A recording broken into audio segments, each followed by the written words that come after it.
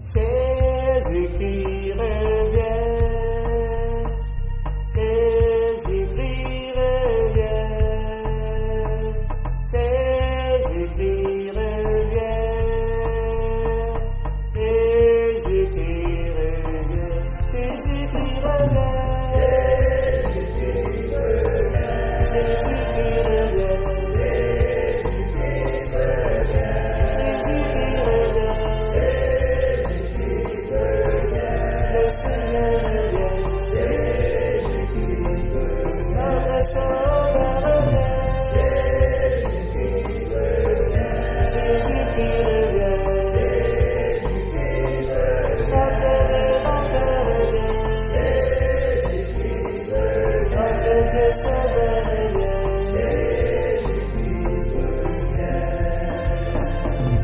Jésus qui est vivant, celui qui rachète toute sa création. Il est l'alpha et l'oméga, le géant de la vie.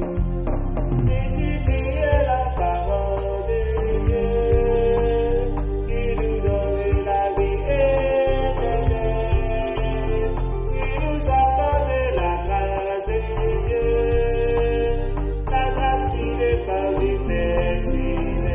Alléluia. Hosanna. Jésus qui revient, notre Dieu Sauveur revient. Jésus qui revient, il nous donne la délivrance. C'est en lui nous avons la paix, la grâce ineffable céleste. Jésus qui revient, notre Sauveur revient, et notre Rédempteur revient, et notre Sauveur revient. Jésus qui revient, mon frère, et nous parle de la grâce de Dieu. Jésus qui nous tend la main à l'évangile de Dieu. En lui nous sommes rachetés. Jésus qui nous accorde la délivrance. En lui nous avons la rémission de tous nos péchés à jamais. Jésus qui revient. Jésus qui revient. Notre Sauveur.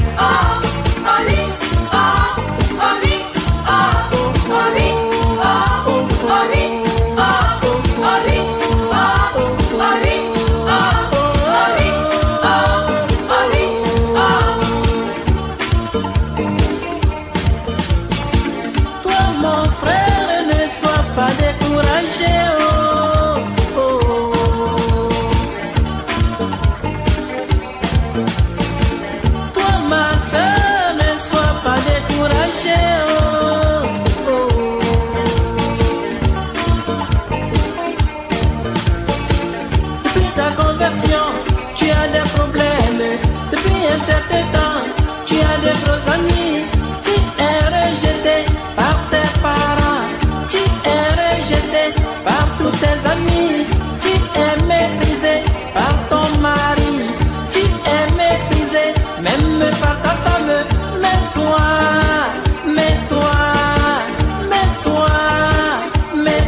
oh!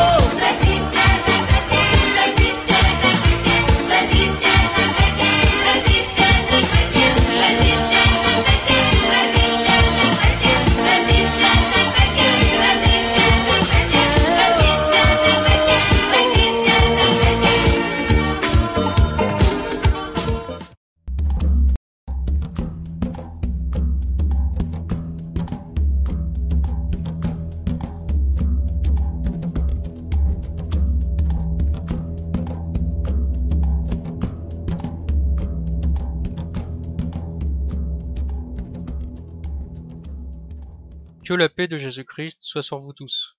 Ces derniers jours ont été très riches au niveau de l'actualité, surtout en ce qui concerne les catastrophes naturelles. On a d'abord eu des feux de forêt qui ont ravagé le Canada fin août, et plus précisément la province de Colombie-Britannique. C'est le plus grand incendie jamais vu dans cette région. Ensuite, c'est l'ouragan Harvey qui s'est abattu sur le Texas, causant des milliards de dollars de dégâts. Après ça, c'est Los Angeles qui a aussi connu les plus grands incendies de son histoire. Ensuite, on a eu deux grandes catastrophes qui se sont déroulées presque en même temps. D'abord, le fameux ouragan Irma qui a dévasté les îles françaises de Saint-Barthélemy et de Saint-Martin, mais aussi Cuba et les Caraïbes où il a fait des dizaines de morts. Cet ouragan a aussi touché la Floride et au moment où je fais cette vidéo, Miami est totalement inondé. C'est juste incroyable. Les scénarios des films catastrophes deviennent réalité. Et pendant qu'Irma faisait des ravages, le Mexique a été touché par un séisme de magnitude 8, le plus puissant depuis 100 ans. Autant de catastrophes aussi violentes et en aussi peu de temps, c'est tout simplement du jamais vu. Et ce qui est étrange, c'est que toutes ces catastrophes ont touché principalement le continent nord-américain, comme si Dieu, ou les forces de la nature, appelez ça comme vous voulez, avaient décidé de punir cette partie du monde. Alors les médias officiels nous disent que tout ça est dû au réchauffement climatique, et quand on les écoute, on a l'impression que tout ce qui arrive, c'est de la faute de ces salauds de pauvres qui prennent trop souvent leurs bagnoles polluantes pour aller bosser. En gros, le gouvernement cherche à culpabiliser le peuple afin qu'il accepte de payer toujours plus d'impôts et de perdre certaines libertés, comme la liberté de circulation. Nos dirigeants veulent créer des taxes pour soi-disant mieux protéger la nature, mais aussi pour nous forcer à acheter des natures neuves non polluantes. Et c'est déjà ce qui se passe à Paris, où les plus pauvres, qui ont des voitures trop vieilles et donc trop polluantes, ont l'interdiction de circuler dans Paris. Ils sont forcés de prendre le métro pour se déplacer. Tandis que les plus riches, eux, peuvent garder leur voiture. La République censée mettre tout le monde à égalité rétablit en fait les privilèges des riches. Vous avez déjà un aperçu de ce que sera le futur gouvernement mondial, où les pauvres seront considérés comme des citoyens de seconde classe, des esclaves, qui n'auront pas le droit de circuler dans certaines zones qui seront réservées aux plus riches, c'est-à-dire à l'élite de ce nouvel ordre mondial. Personnellement, j'ai de sérieux doutes sur l'existence du réchauffement climatique. J'ai plus l'impression que ces enfoirés de banquiers et de patrons de multinationales, qui contrôlent les médias officiels, ainsi que les fameux experts scientifiques qui nous vendent ce réchauffement climatique, cherchent en réalité à nous faire peur pour nous priver de nos libertés. Ils font la même chose avec les attentats. Ils nous disent que pour notre sécurité, ils vont nous priver de nos libertés. Cette stratégie de la peur est utilisée par nos élites pour construire leur dictature parfaite. Mais il y a une autre théorie qui circule sur Internet et qui pour moi a plus de sens que la théorie du réchauffement climatique. Certains chercheurs de vérité sur Internet affirment que l'élite mondialiste aurait trouvé un moyen de contrôler le climat. Alors je sais quand on parle de ça, on est tout de suite traité de méchants conspirationnistes. Comme le torchon 20 minutes qui déclare sans plus de recherche que les ouragans Harvey et Irma n'ont pas été créés par un programme gouvernemental américain, et que tous ceux qui croient à ça sont des illuminés. Mais si ces journalistes incompétents s'étaient renseignés un peu plus au lieu de discréditer les chercheurs de vérité, ils auraient su que le gouvernement américain est bel et bien capable de modifier le climat, et que cette théorie qui affirme que les ouragans Harvey et Irma ont été créés par l'homme est loin d'être absurde.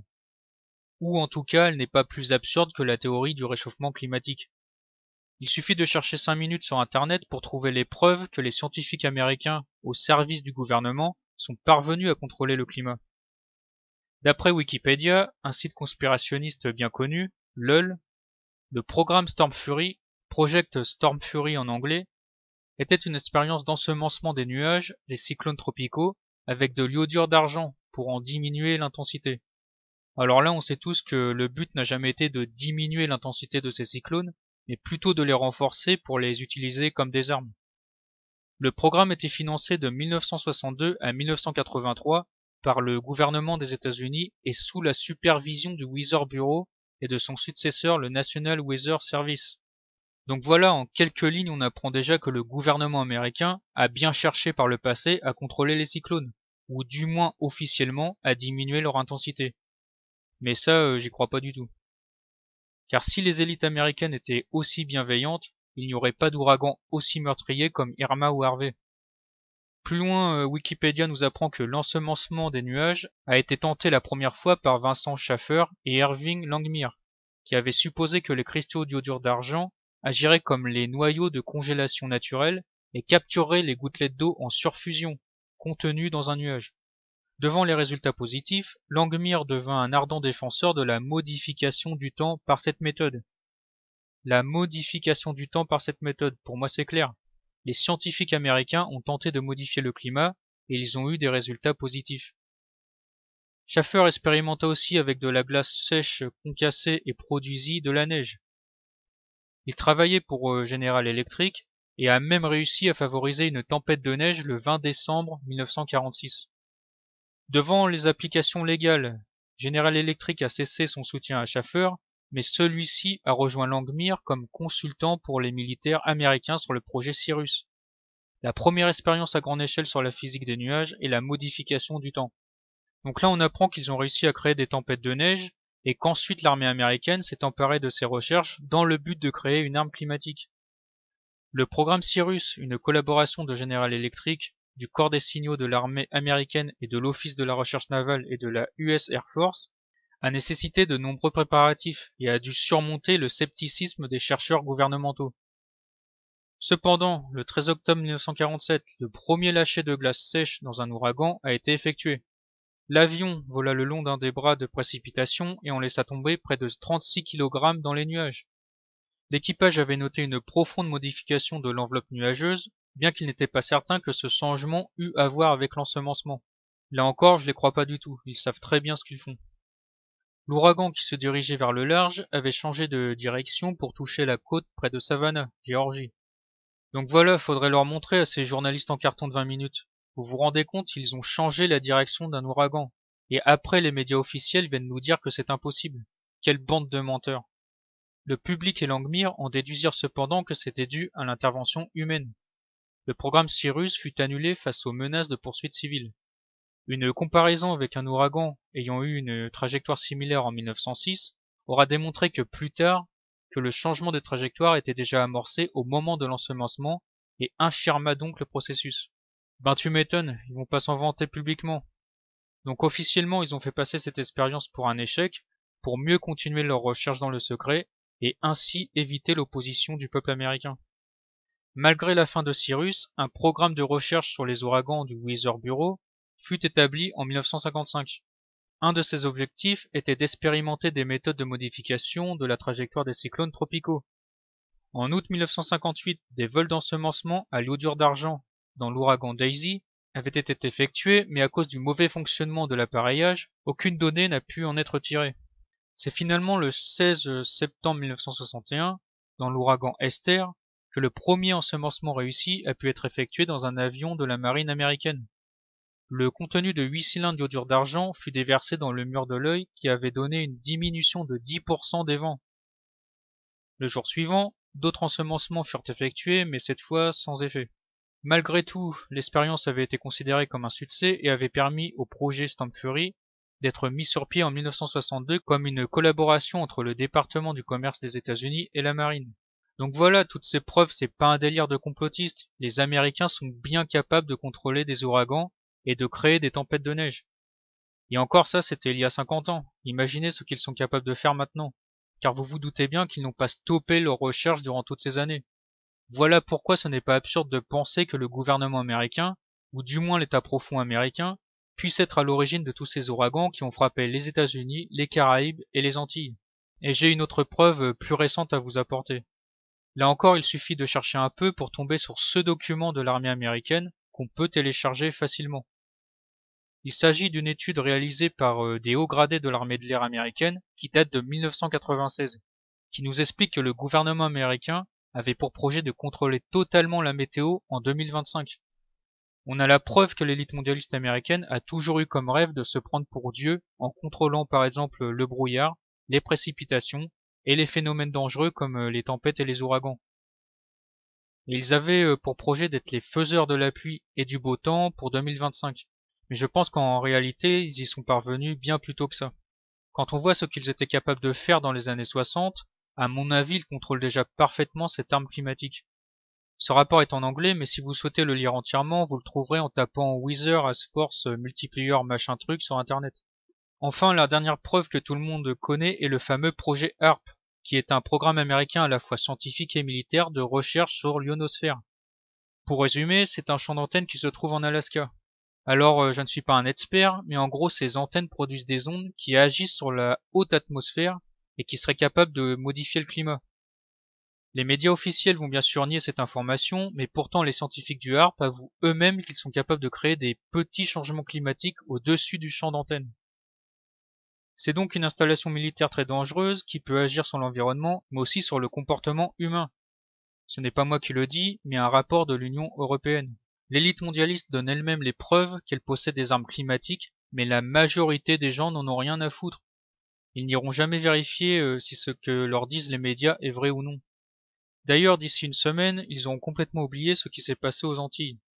L'élite mondialiste n'a donc pas fini de se prendre pour Dieu. Vous allez me dire que c'est bien joli tout ça, mais pourquoi l'élite mondialiste créerait-elle des ouragans pour frapper les États-Unis? Franchement, j'en sais rien du tout. Les raisons peuvent être multiples. Peut-être qu'ils veulent tester la réaction des populations en vue de créer des catastrophes encore plus destructrices.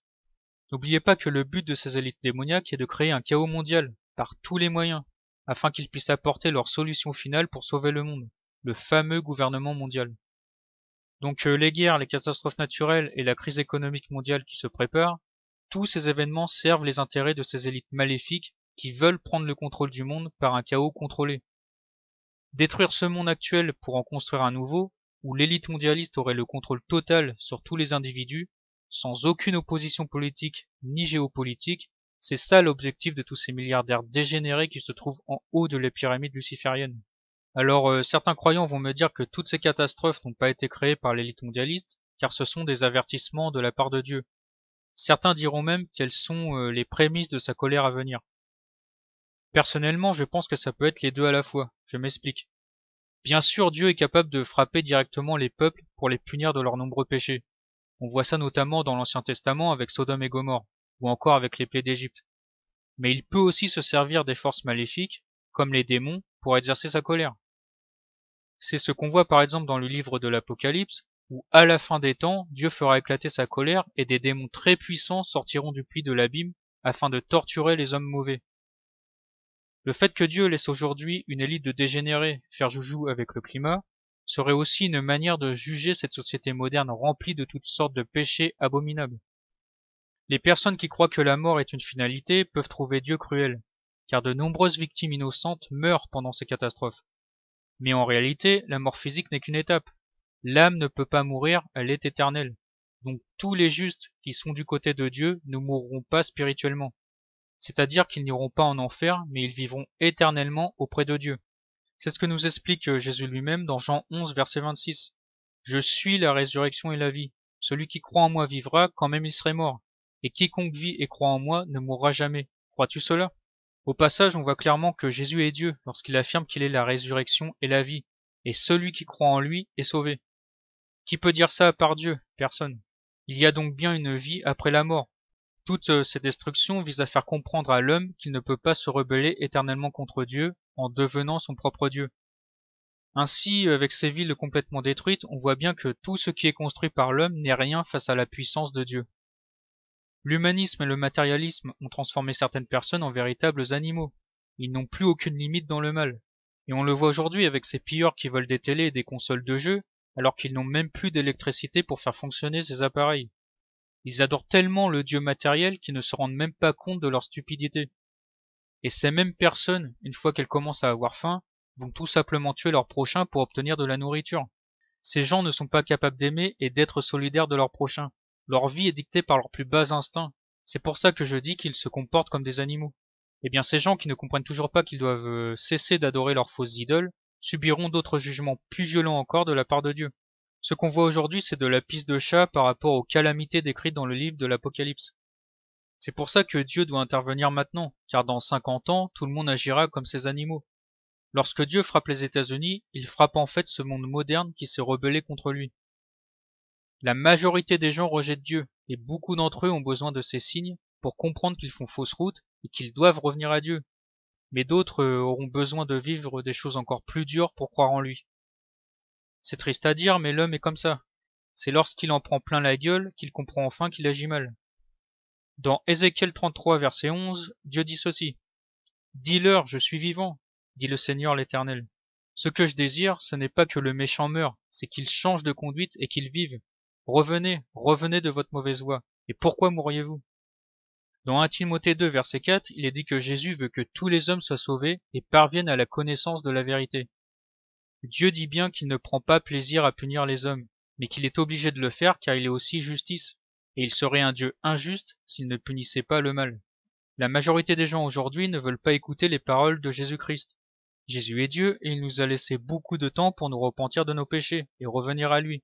Ça fait quand même plus de 2000 ans maintenant qu'il s'est sacrifié sur la croix pour acheter tous les péchés de ceux qui croient en lui. Dans 2 Pierre 3, verset 9, il est écrit que le Seigneur ne tarde pas dans l'accomplissement de la promesse, comme quelques-uns le croient. Mais il use de patience envers vous, ne voulant pas qu'aucun périsse, mais voulant que tous arrivent à la repentance. Je peux me tromper bien sûr car je ne suis pas un prophète, mais au vu de tout ce qui se passe, je pense que le temps de la colère de Dieu est venu, puisque les hommes ne veulent pas écouter. Bientôt l'Antéchrist viendra instaurer son gouvernement mondial. Ce sera la pire dictature de toute l'histoire de l'humanité. Et les derniers moments de son règne seront terribles, car toutes sortes de calamités viendront frapper les hommes rebelles qui prennent plaisir à faire le mal. Ceux qui ont le cœur pur et qui appelleront Dieu à l'aide seront sauvés, tandis que ceux qui préfèrent Satan et son Antéchrist vivront en enfer pour l'éternité, loin de la présence de Dieu. C'est pour ça que le temps est venu de vous mettre du côté du bien en donnant votre vie à Jésus-Christ. Que Dieu vous bénisse.